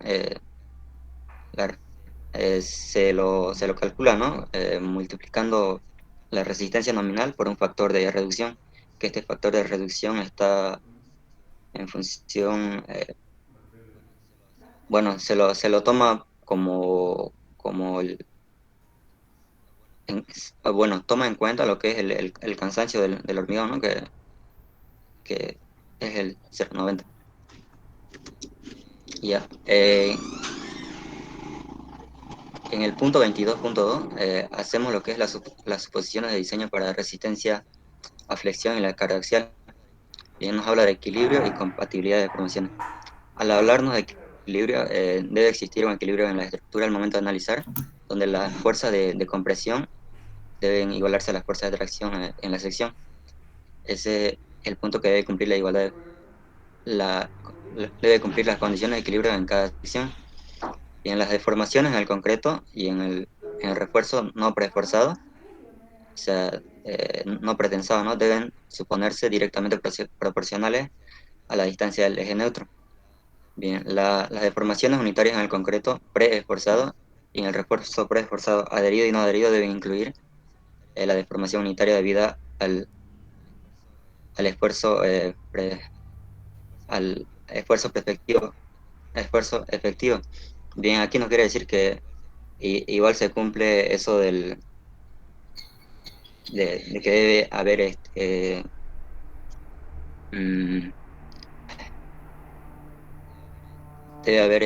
compatibilidad, ¿no? En cuanto a las deformaciones.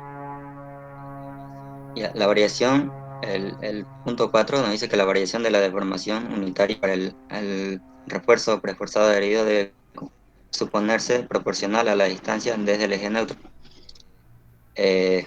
Bien, pasando al siguiente punto, nos habla lo que son las suposiciones del diseño para el concreto. Aquí nos dice que la máxima deformación que puede tener el concreto es del 0,003% o el 3 por mil. Esto se da en las secciones debido a que la sección siempre se va a mantener plana durante el análisis, ¿no? Para el cálculo de la resistencia nominal. Bien, la resistencia a tracción del concreto se desprecia, ¿no? En los cálculos de flexión y la resistencia axial. Esto, sabemos que la resistencia, que el concreto no tiene mucha resistencia a lo que es a los efectos de tracción y es por eso que la norma dice que debemos despreciarlo, ¿no? Y también nos dice que que está entre un 10 y un 15%. Ya, la resistencia entre los esfuerzos de compresión y la deformación unitaria en el concreto se debe suponer de manera rectangular, puede ser rectangular, trapezoidal, parabólica o de cualquier otra forma que conlleve una predicción de la resistencia que coincida con los resultados de los ensayos. En este caso se lo toma como una forma parabólica, ¿no? Para el estudio en este caso. La distribución rectangular equivalente de los esfuerzos en el concreto queda definido en la sección 22.2.4.1 hasta el 4.3, que es lo que vamos a explicar a continuación.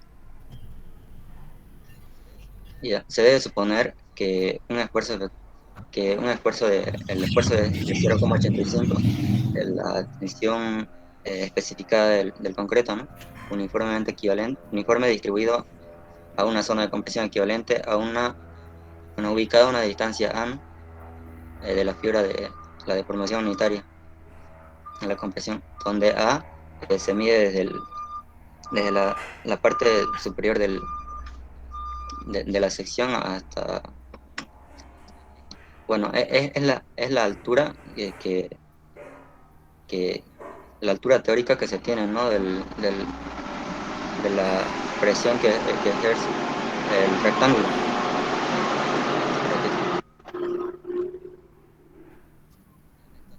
Y a esta altura podemos encontrarlo con la siguiente fórmula, donde esta altura es igual a beta sub 1 por C, donde C es la altura que en realidad se tiene, ¿no? De compresión en la compresión parabólica, en las presiones parabólicas que se tienen. La distancia desde la fibra de la deformación unitaria, máxima al eje neutro C se debe medir en dirección perpendicular al eje neutro. Los valores de beta 1 están de acuerdo a la siguiente tabla, a la tabla 22.2.4.3. Valores para beta 1 para la distribución rectangular, donde podemos ver que varía desde 0,65 hasta 0,85. Para tensiones del concreto entre 17 y 28 se toma lo que es el 0,85 como el factor.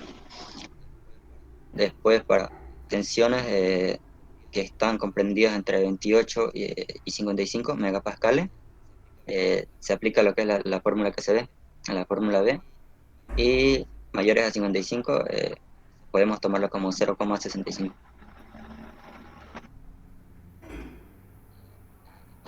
En cuanto a las suposiciones de diseño para el refuerzo no preesforzado,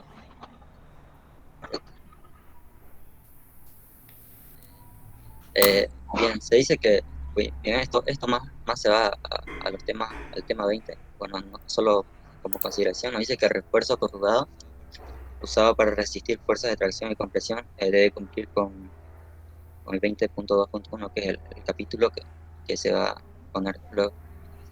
También nos dice que la relación de esfuerzo de formación unitaria y el módulo de elasticidad para el refuerzo corrugado debe idealizarse de acuerdo con 20.2.1 y punto 2. Esta es para suposición para diseño para refuerzo no preesforzado.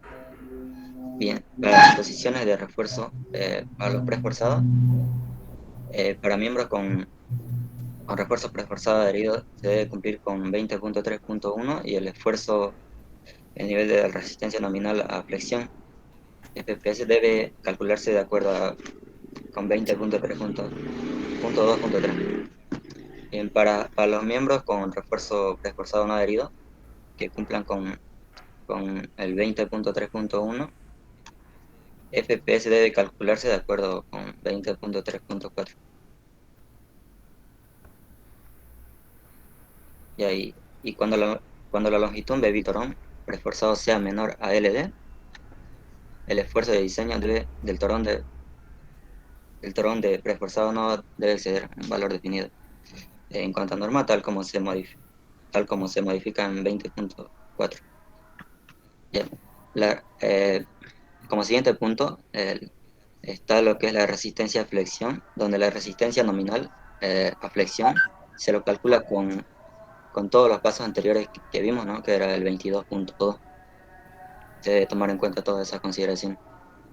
Bien, para miembros de concreto preesforzado, nos dice la norma que se puede considerar un refuerzo corrugado que cumpla con 20.2, que punto 2.1, que toma en cuenta los materiales en ese punto, usando un conjunto de refuerzos preesforzados, sea que se puede tomar en cuenta también lo que son las barras corrugadas, ¿no? Que contribuye a la fuerza de tracción y permite incluirlo en los cálculos de resistencia a flexión, y se lo debe tomar en cuenta con el esfuerzo igual al esfuerzo de fluencia.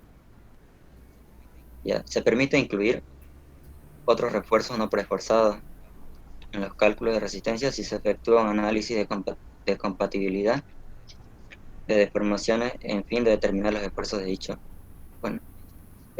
refuerzo. Bien, como otro punto están los miembros de concreto compuesto, donde estos miembros de concreto compuesto nos dice que son secciones que se puede construir por partes, se podría decir, de diferentes en diferentes etapas. Son miembros que se pueden construir en diferentes etapas. Ya, los requisitos del 22.3.3 aplican al diseño de los miembros de concreto compuesto construidos en diferentes etapas, pero interconectadas de tal manera que resistan las cargas como una sola unidad, ¿no? Ya, se puede usar la sección compuesta total para calcular el momento nominal en losas y en vigas de concreto compuesto. En el cálculo de la resistencia nominal en losas y vigas de concreto compuesta, no debe hacerse la distinción entre los miembros apuntalados y no apuntalados. Y en este último punto nos dice que el cálculo del momento nominal de los miembros en concreto compuesto, si la resistencia a compresión especificada para el concreto de diversos miembros son diferentes a utilizarse, o sea que si son de diferentes resistencia, se puede tomar, deben utilizarse en el diseño de las propiedades de los miembros individuales. En forma alternativa se permite usar el valor del FC', que resulte el valor máximo, más crítico para el momento nominal.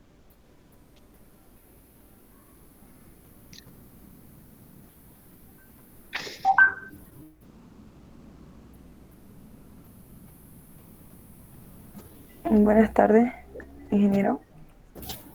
¿Se me escucha, no?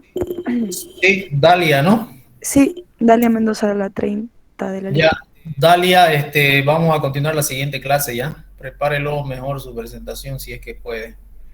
Ya. Por ejemplo, los puntos donde hacen mención a otro punto anterior o un punto posterior en la norma, deberían de ponerlo como acceso, digamos, es decir, con un cuadrito ahí, con una figura donde usted hace clic y muestra ese punto que dice, ¿no? Porque en muchas partes hacemos mención a diferentes puntos donde ya nuestra memoria no recuerda de qué se trata ese punto. Sería bien que haciéndole clic al punto nos muestre si es una tabla, si es un ábaco, si es una fórmula, o qué cosa, de qué estamos hablando, y volver otra vez a la misma presentación. Para todos los grupos en adelante sería bien que incorporen ese esquema en su presentación. ¿Ya? Ingeniero, perdón, una consultín, así algo rápido. Yo hice unos gráficos aquí a mano, lo puse en la diapositiva y quería saber, bueno, es que es para no dar una información errónea, quiero ver si es que lo interpreté de manera correcta. No sé si mi compañero puede poner un ratingo, por favor. O se lo mando a su privado y le consulto por ahí mejor para no perder mucho tiempo. Ya, está bien. Para cerrar el día sábado, no se olviden, tenemos la visita a los que ya están registrados. Ya me pasaron la lista, ya me confirmaron, ya lo pasé también la lista a la empresa. Está pendiente unas cuantas pólizas de los de este sábado, y de los del próximo sábado también hay pólizas pendientes. Me piden que le mandemos las pólizas hasta mañana. Tengo que mandárselas a la empresa las pólizas, y para que no perdamos tiempo mañana en el ingreso a la obra. ¿Ya?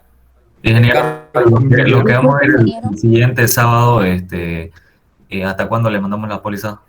Hasta mañana. Mañana lo vamos a mandar nosotros todo ya. Ah, todo, ya, gracias, ingeniero. Sí, por favor. Ingeniero. ¿Ya? Sí. José Luis. No le escucho, José Luis.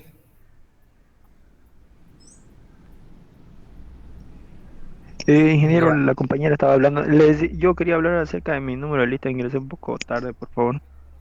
¿Qué números El número son? 52, ingeniero.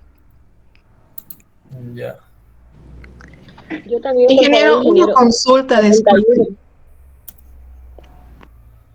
Ya. ¿Es necesario que llevemos todo el documento de la póliza ese día o solamente basta con nuestro carnet de seguro?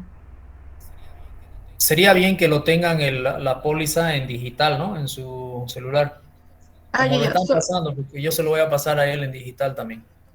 Ah, ya, entonces se lo mandamos a usted o a la encargada, la No, póliza, a porque la yo le había encargada. mandado mi carnet. A la encargada envíenselo la póliza así por un formato en digital para que ella me lo remita a mí y yo se lo pase a El la nombre, por empresa. favor, de la encargada, ingeniero, es para cancelarle hoy día o mañana. La persona que está para mañana es Mendoza Justiniano Dalia Celeste. Ok, gracias. Soy yo, ingeniero. A Ya. las 11 de la mañana. Sí, el día sábado a las 11 de la mañana tendríamos que estar ahí en la San Martín, en el edificio, en el Fidalga, ¿no? Al frente del Fidalga. El sábado a las 11 de la mañana al frente del Fidalga. De todas Buenas maneras, tardes, ingeniero. por el grupo cualquier cosa, ¿ya? Buenas tardes, Ivette. Disculpe, yo me anoté para el 11, para el sábado 11, pero como era una de las últimas de la lista, me pasaron a este sábado 4 y la verdad no voy a poder este sábado. Entonces que lo reconfigure la lista, Celeste.